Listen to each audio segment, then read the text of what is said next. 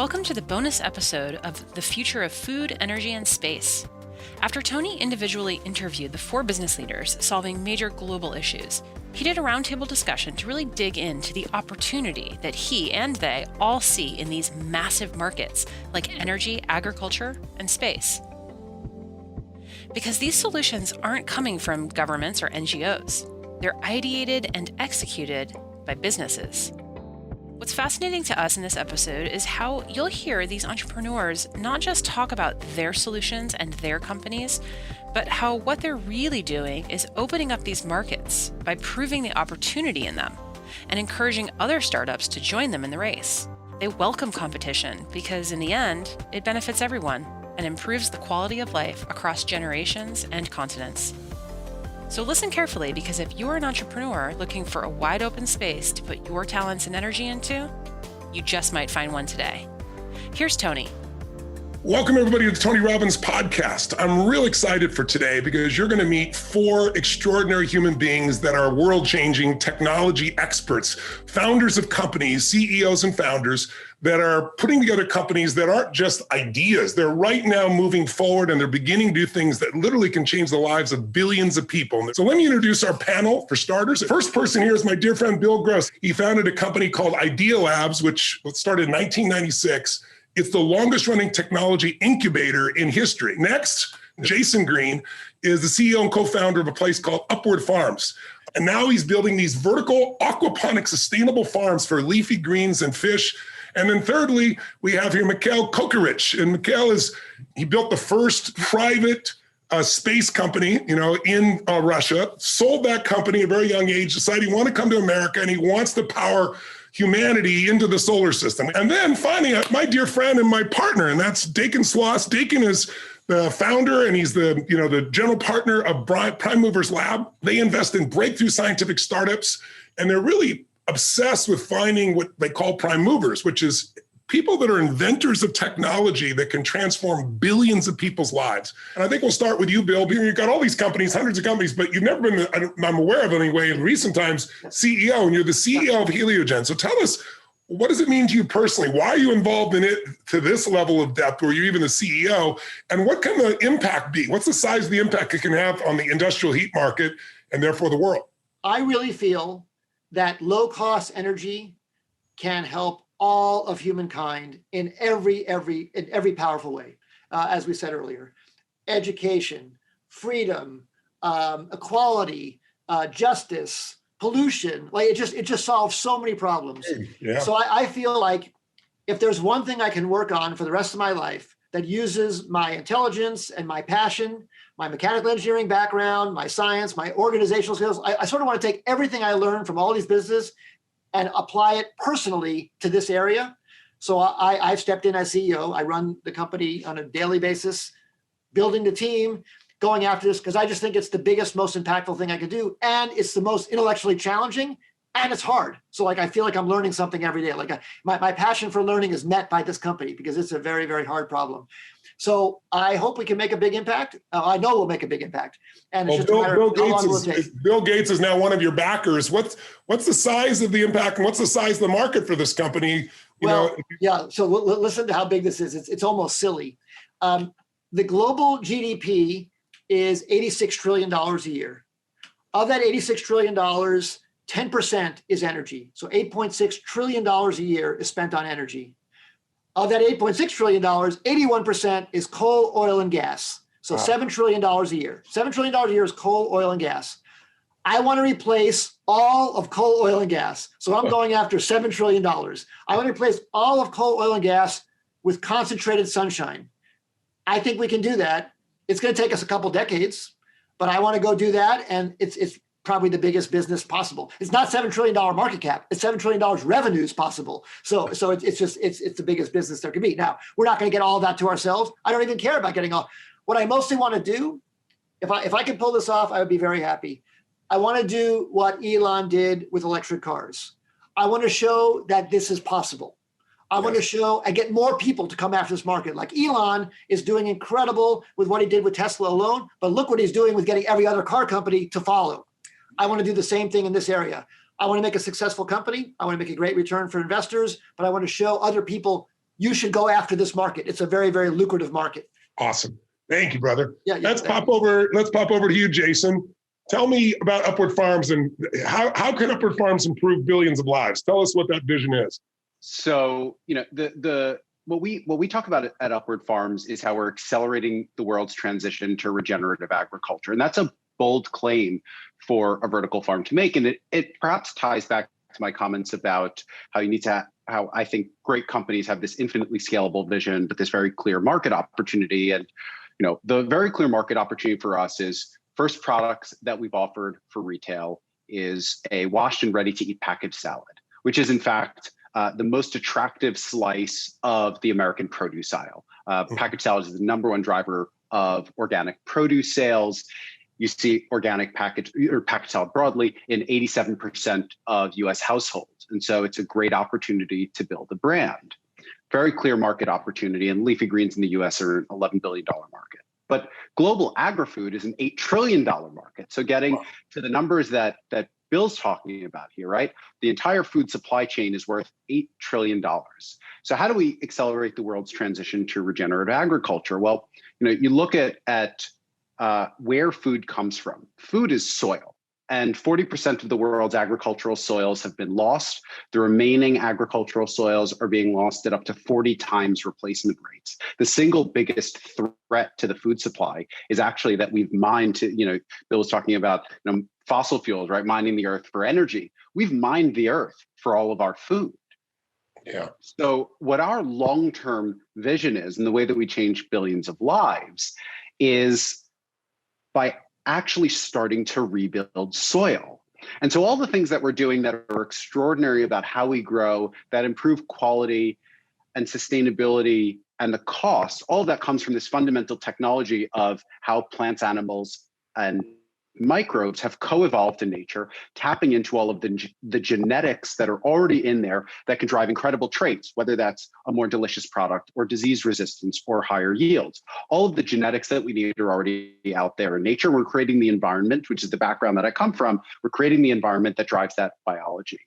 But then we think about, how do we get this back to the broad acre? How do we become a tool for farmers? And that kind of, I think I look at indoor agriculture and vertical farming as with the question of where are we in the market cycle? You look at markets broadly, and markets initially begin to build enterprise value in content. Right? You look at where was the value in entertainment? It was studios. Where is the value in entertainment now in a mature ecosystem? It's in distribution. Right. Netflix, although Netflix is a studio as well. But that's really that it's in, you start in content, and markets as they mature evolve to distribution. You see that across information technology broadly. Well, what does that mean for indoor farms? Are indoor farms going to be in the content creation business forever? Are you going to be a grower of leafy greens today, tomatoes tomorrow, fish next week? Is that the end all be all that you're the one actually growing the product? And I think no. That what's the opportunity to become the distribution platform? Where do you develop intellectual property on which you can get leverage? And that, I think, all the things that we're learning about how do we build great soil indoors? How do we drive fertility indoors to drive productivity and all the things that we're growing? Well, what if we did that outdoors? What if we rebuilt the 40% of the world's agricultural soils that have been lost? And to Bill's focus on carbon capture, soil is in fact the number one store of carbon globally. And so that to us is how we change billions of lives. That's how we have this infinitely scalable vision. Is we are focused on a technology that's fundamentally built on natural laws, that's built on all of these genetics that have been developed through evolution over billions of years. We humbly try to learn from them, and we try to put them to work indoors today to grow a better ecosystem, to grow better food. But over the long term, we ask ourselves, can we actually take this back out to land, to the broad acre, and start rebuilding the world's fertility? That's brilliant. So, so many people are worried, and they study about the amount of topsoil that's lost, and that's literally life on this planet. What you're saying is we can rebuild it indoors and then take it outdoors. So why do I want my produce to be grown indoors, at least now, instead of outdoors? And why would I want it done by Upward Farms? So why you would want your product grown indoors is really about the quality of the product, and that the quality in so many ways, whether it's the freshness. I mean, Tony, you highlighted that we're growing locally, and the ambition to be locally, globally is really what indoor farms offer. And freshness is everything in produce. You lose all of the flavor, all of the nutrition, all of the texture in the trip from farm to table. Yeah. We want to improve value.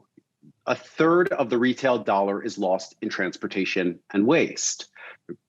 Packaged salad is, in fact, or leafy greens broadly, are today the most dangerous food in America. They account for a quarter of all cases of foodborne illness. And by all means, eat your vegetables. Like, don't let me deter you from eating your vegetables, like tons of vegetables.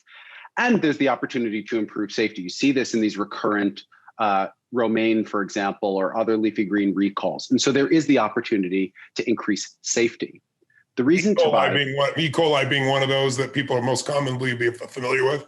Yeah. So E. coli is probably the most common pathogen in leafy greens. You see recalls across a variety of different pathogens. E. coli is pretty notorious.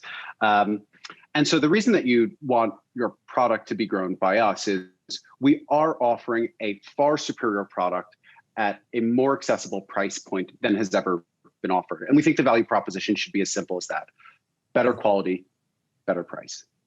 Why do we need to change? You've touched on it, but could you give us a little deeper idea? Why do we need to change our food growing processes? What's it going to mean to generations in the future? And can you describe, like, how, when you say vertical farms, how tall these buildings? I mean, people want to get a picture in their mind, I'm sure. Yeah. So, I guess when you ask, like, why does this matter to future generations? The picture in my head is that, like, that scene from The Matrix when, they're all eating like that protein slop. Yeah. And it's like, like you see like the food of the future. I think earlier in kind of where we were in the tech market cycle, you saw Soylent. It's like, is that what you want? Like, the idea that all of the joy has been taken out of your food, and that you're going to drink this.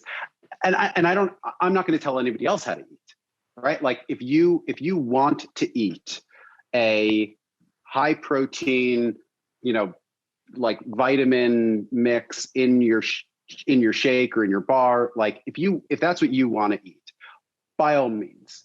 But I personally think that there's a tremendous amount of joy to be had in a good meal, in sharing a good meal. I really celebrate food. That's the question. Is like, who do we want to be? What do we want our children to eat? And, I love sharing these extraordinary meals with my young son, and like introducing him to things that I find delicious. And so, that's I think what it means. I think there's the real sustainability question. Agriculture is one of the largest drivers of carbon emissions. There are lots of things that need to improve there. And you've highlighted, Tony, in your work in this conversation, food insecurity. So, to really pull it all together, I do think that creating a more delicious food market that is more affordable, that can either survive a changing climate or be one that mitigates climate change. No matter which way you slice it, indoor agriculture has a critical role in that resiliency plan as well as in your mitigation strategy. Tell me, what's upcoming for Upward Farms? Like, what do you guys have coming out? Are you selling fish yet, and so forth? And just to finish up, would you give people a sense of what does it look like? A vertical farm. We've seen pictures of, skyscrapers, in cities where they're going to grow these up, but none of those pragmatically I've seen happen. What does it really look like in reality, and what's upcoming for you guys to finish up? Yeah. So imagine, like, conceptually, if Willy Wonka and planet Earth kind of got together and made some magic, made some beautiful farm babies. That's like picture in your head. What this looks like is, so we run an aquaponic farm. So we're farming fish, we're farming plants, we're farming microbes in a variety of ways that help our plants, our fish, that help us to create a more sustainable and high quality production process. So we have a one area of the farm where we're farming fish, and this is sustainable, high quality. It is mercury free, hormone free, antibiotic free, like all the things that you want. Absolute highest quality product. That happens on one side of the facility. And then once we process the waste, on the other side of the facility, we have the vertical farming system of the plants.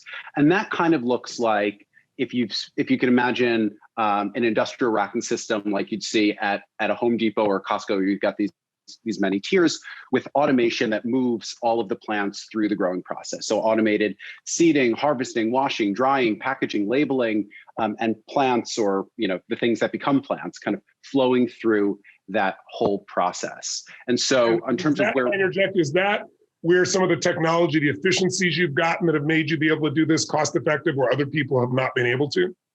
Yeah, so there are really two classes of IP that we've developed. There's IP, combination of patents and trade secrets around the biology. Yep. So we've developed certain things that help us to grow better plants, that help us to create better microbiology around the roots, to create disease resistance, drive higher yields, improve the nutrition of the product. There's a mixture of patents and trade secrets there. And then there's a whole bunch of automation that we've developed. And our goal is to make that automation, because if you think about food, the volumes of product that you need to move at really low cost is extraordinary. And a lot of the approaches that you've seen in indoor agriculture are actually adapting systems that you see more in like automotive manufacturing, where you're moving these very high value products, right? You're moving these individual products that are worth $30,000. And instead, we think that the approaches need to be focused on, how can I move as big a batch as possible for as low cost as possible? And so we've developed a portfolio of IP around the automation, where we're actually able to move plants through this growing process with 98% fewer moving parts and 50% lower cost to build than other vertical farms. And so yes, there's a lot of IP there, and all of that is in service of building a more scalable, more affordable production process. And what do you have coming out now, just to finish up? And do you sell fish yet, or are you still leafy greens? And I understand, is it correct, about 90% of all leafy greens in the US come from the West Coast, so it's distribution's kind of interesting. You'd be able to create local distribution, but I'm curious to know what you're delivering now and what's coming. So, it's true. In fact, it's 95% of leafy greens are grown in California and Arizona. It's really coming out of two counties. It's Salinas, California, and Yuma, Arizona. On the one hand, incredible production model. And on the other hand, it means that it's very hard to get a local salad. Same thing with fish. 90% of American seafood is imported. And in fact, imported fish is the most mistrusted food in America. In terms of where we are today, so we are just about to open what we're calling our HQ farm, our headquarters farm in Greenpoint, Brooklyn. It is about a 20x expansion in capacity over our previous facility, and fully automated, like I mentioned, seeding, plant movement, harvesting, washing, drying, packaging, labeling, kind of end to end. This to us is kind of a demonstration of the power of vertical farming, the power of a fully automated aquaponic process. On the one hand, it's this very elegant ecosystem tapping into millions of years of evolution. And on the other hand, this very precise automated process that allows us to deliver consistent product at an affordable price. That's wonderful. Well, Brooklyn is not the first place that most of us think of as a place for farms. So you're really proving what's possible, brother. Thank you, Jason. Okay, we're almost done. Mikhail, I'd love to go a little deeper with Momentous with you. I've heard you describe it as like last mile in the space delivery, space charter service, space shuttle service. You've got this incredible efficiency with this, water propellant. It's 3 times cheaper. It's faster, as I understand it. It's lower cost, it's sustainable, it's safe. Tell us just a little bit more about where Momentous is today, what it's actually doing, and what's coming right now, because I know you're about to make some significant moves. Yes, thank you. I think you grasped the idea very precisely. I mean, we're really providing this in a very efficient manner, last mile delivery in space. And the reason why you need to have something like Momentus now is very simple. Again, look at 10 years ago. So it was 70 satellites launched to space with basically 70 rockets. So every satellite had their own rockets. And why it was so? Because satellites was larger. Yes. People were building like satellites that multi-tons, and majority of these satellites was using, like big instruments, to provide communication or TV signal or a lot of cameras. And rockets actually was also smaller than now.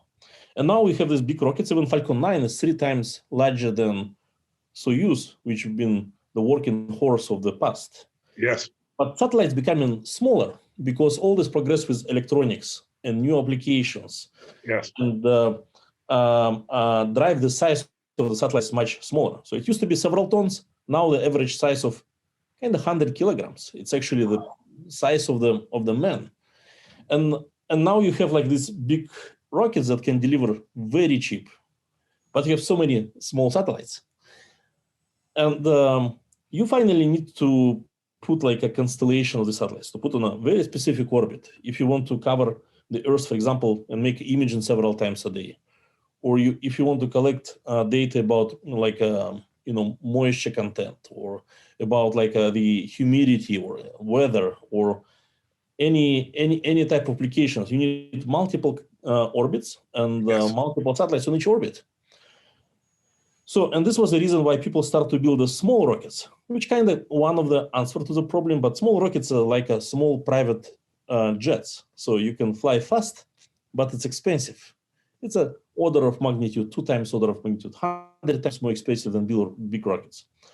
So how people solve this problem on ground here?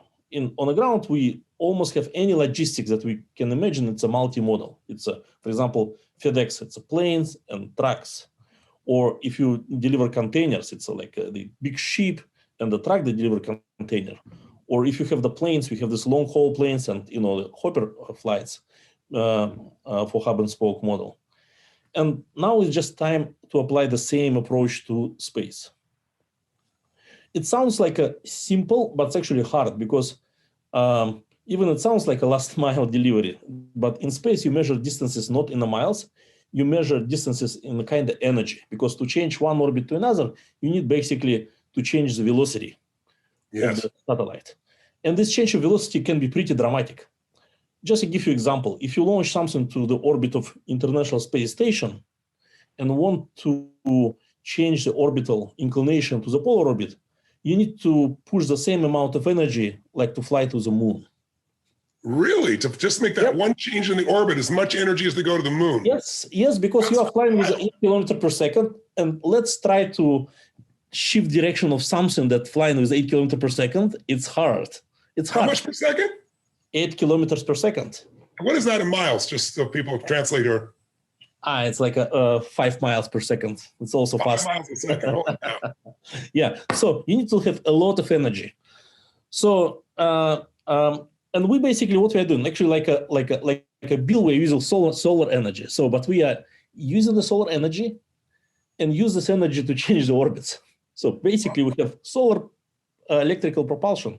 So we collect this energy and then we turn this energy into thermal energy. We heat like our propellant, which it's not a fuel anymore, it's a propellant. And as a propellant we use water, and we heat it to very high temperature in a small microwave oven, like in a kitchen.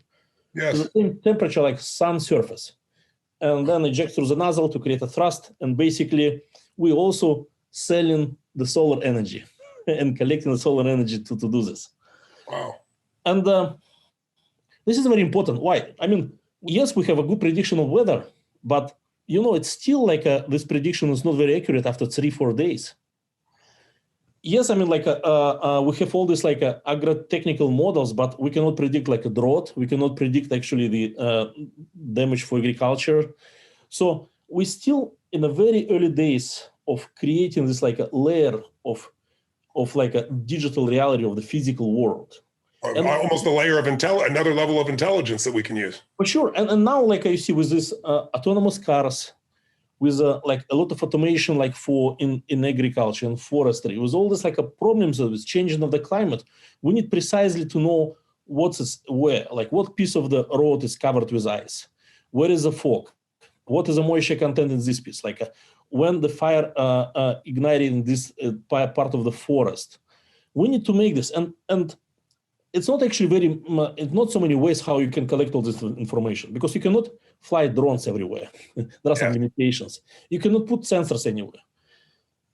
But we can be in space, and we can put these sensors in space that basically collect this information and finally create a digital copy of the Earth that can solve many problems and save a lot of lives of the people. And this is the way we are moving. Now, this is hundreds of the companies which are building different business models, different constellations to do different things, like, to collect different information.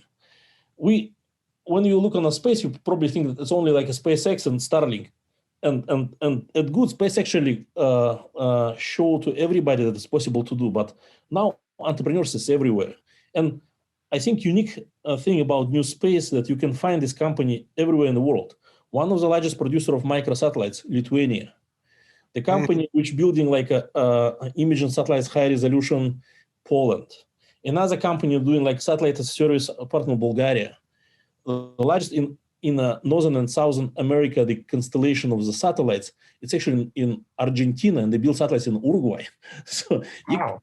And we basically help and enable. Our goal is to make the deployment of the space as cheaper and more efficient, and deploy the satellites, because finally it helps us to understand what's happening on Earth and improve life of everybody. So it's almost, you're seeing that we can increase the quality of life on Earth by having this new layer of intelligence. There are people all over the Earth that now see this as possible. So there's a new space race. It's not just to get places, it's to get these satellites out there so we can have these services that can change the quality of life, from weather to business to anything out there. All these entrepreneurs are going there, and the blockage has been cost. But now what was costing billions or hundreds of millions, you're now starting to get down to a cost level that people can do there because your cost is so low. So tell me just one more question. What is this water propulsion? Why is it so important? And, for everything we're doing, not only for today, for efficiency and cost and safety, but also for travel, for humanity going forward, where are the sources of water that allow us to continue to go there, whereas we aren't able to put enough fuel in something right now, at least traditionally, to be able to go through the full solar system or beyond in an efficient financial way? Yeah, I think this is the beauty of this approach is that we have short-term and long-term advantages. The short-term, because we use the water as a propellant, it allows us to build the vehicles in a very low-cost manner, because we don't have this cryogenic tanky fuel, or we don't use like this usual electrical propulsion. We use the xenon, extremely expensive substance under high pressure, and everything is very expensive. But on the longer term, again, the hydrogen is the most common mineral in the universe. And the most common oxide in the nature is the water. It's the oxide of hydrogen. And the water is everywhere. And several years ago, the water was discovered on the moon, because everybody was thinking moon, it's a basically dying desert, like it's a dry, nothing there. But now we know that in these craters near the pole of the moon, it's actually billions and billions of tons of water. And moon is pretty light celestial body. So for example, to fly from Earth, in order to deliver 1 pound, you need to start with 100 pounds, because it is gravity. We are on the very bottom of the gravity well. and when I was a child, I was thinking, what if our gravity would be 20% higher than on Earth? We wouldn't ever have a space age, because the chemical rockets wouldn't be able to deliver anything in space. Wow. And we are lucky that we are on this very, very edge of the actually capabilities of the chemical rockets to deliver something to space. But from moon, it's much easier. To deliver 1 pound from moon, you need to start with 2 pounds, not with 100. Wow, what a ratio difference. That's amazing. Yeah, because moon is small celestial body, and you can do this. So this is what we see the moon. Moon is our future, like a oil well. It's our future, like the source of this propellant for the exploration of the solar system. And it's close. It's here.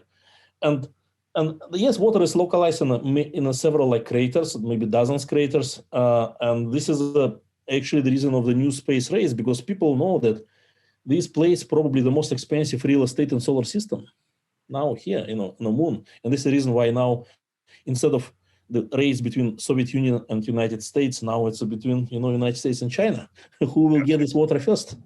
Yes.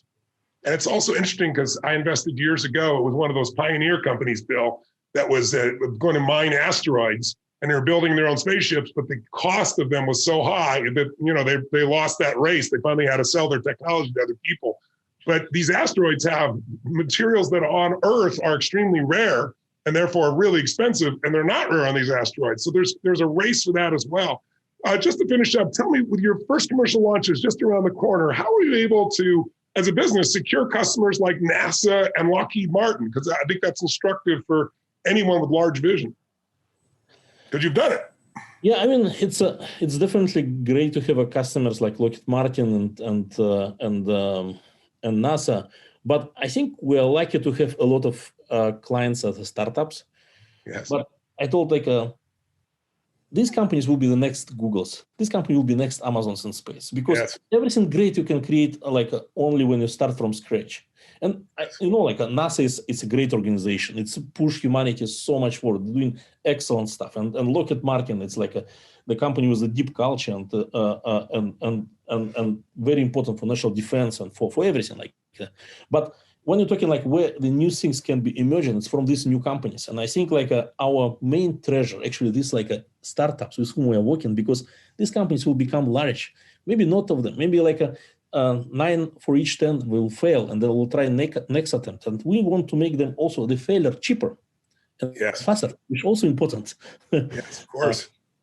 It's the basis of it all. Well, I wanted people to hear your story, not only because of the vision and size of it and scope and what you've built and what you've learned along the way, but also for investment purposes. There are markets, if you could have gone back and invested in Amazon in the 1990s, if you could have been in a position where you could anticipate the internet even before that, the opportunity and the growth is just insane. It could change an average person's life if they could understand that and have some bets in this area. And this is just a marketplace that's just beginning. It's a pioneering place, but you're incredibly well positioned because you have these really large players that want to play with you. But like you said, all these companies that are starting to grow, we're at the beginning of this process. And you really placed yourself in the lead with the technology you develop. I really acknowledge you and respect you, brother. Thank you for that. So to finish this all off, let's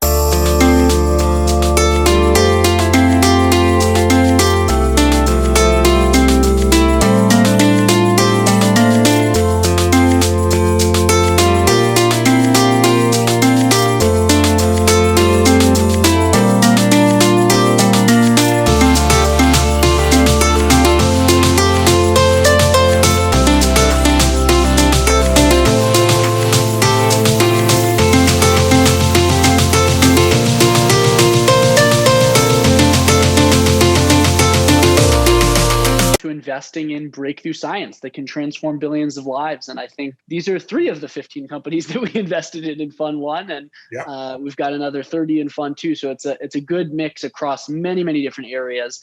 And really the mission is how do we make people's lives better? And it starts at a micro level. How do we make these entrepreneurs successful? How do we make them enjoy the process of building these companies, which translates to the kind of huge impacts we're hearing on a civilization-wide level. From an angel investing perspective, you teach people kind of at Business Mastery that it's important to have investments in uncorrelated assets. And early stage private companies are extremely high risk, but also extremely high reward. And it's an important part of a sophisticated investor's portfolio.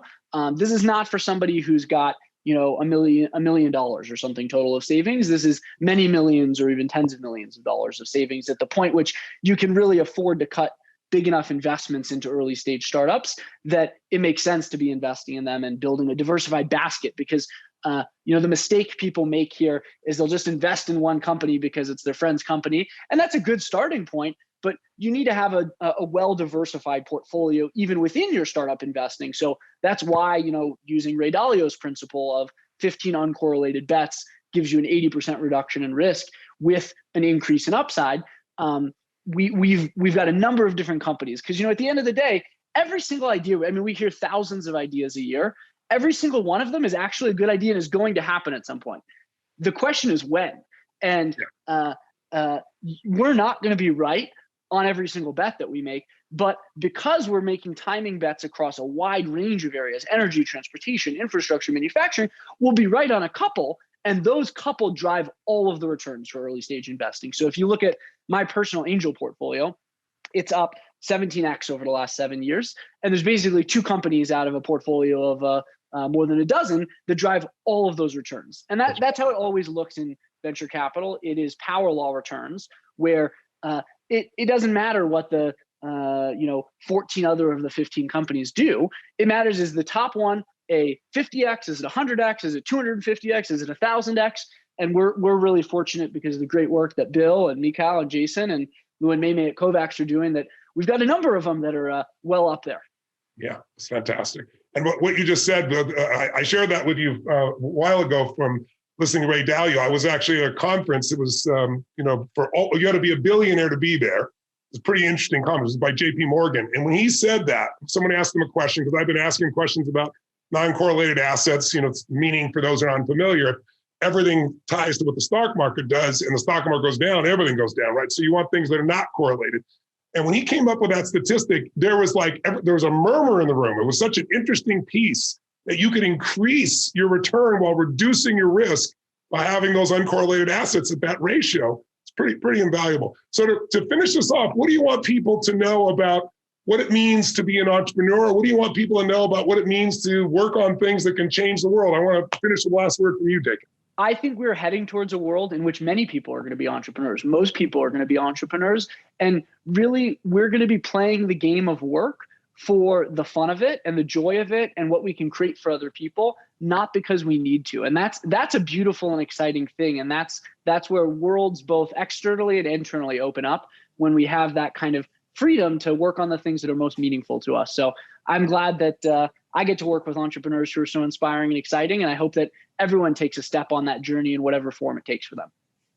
Well, for all those that are still with us, I hope that what you got from this, my goal in doing this was to maybe create a moment of excitement in you where you think about the future in a different way, where you don't just listen to the news, which every day is droning on, and it has an agenda. Its agenda is not a harsh one. It's just an agenda that there's an economics to that news, unfortunately. And so good ideas rarely interrupt you. They have to be pursued. You have to look for them. So our goal here is to put you in front of those tools that can give you a greater sense of what's happening in the world, both so you can be a first mover yourself and perhaps make use of those things that are valuable for you. Secondly, we all need to become investors. You can use an Apple phone or you can own part of Apple. I mean, the reason so many people suffer financially is not because the opportunity isn't there, and it's not because they don't earn enough money. It's because they're consumers, they're not owners. And if there's anything I hope this will get you to do is to think about the future in a new way that excites you, that gets you through the temporary ups and downs of issues like COVID or racism. They're all real issues, but there's nothing humanity has created that humanity can't solve, as we've already said. But also, if you want to participate in helping those people that are working on the cutting edge of increasing the quality of life for all people, you can become an owner with them, and you can prosper as they prosper in helping millions, tens of millions, hundreds of millions, or perhaps billions of people. So hope this has been inspiring for you. And if you're an entrepreneur, I hope you've listened to some of the great lessons that these entrepreneurs have given us by taking a couple hours of their time to just share from the heart what they've learned. So I want to thank you, Bill Gross, the most successful entrepreneur in growing companies from nothing to over $1 billion. He's already got 7. No one's done that. If you're listening, it looks like he's got his 8th and 9th and maybe 10th one on the way. Mikhail, for what you're doing to open up space. Jason, for what you're doing to help us and make Brooklyn a farming environment, but any place be a farming environment with both, as you said, not only cheaper costs and better nutrients, but delicious. And Dakin, for your incredible pioneering efforts to pull together such great entrepreneurs. It's been a pleasure to spend time with all of you again. I love you. I respect you. And for all of you at home, thank you for joining us again for the Tony Robbins podcast. Till we see you soon. Live strong, live with passion, and God bless. The Tony Robbins podcast is directed by Tony Robbins and produced by the Tony Robbins team. Copyright Robbins Research International.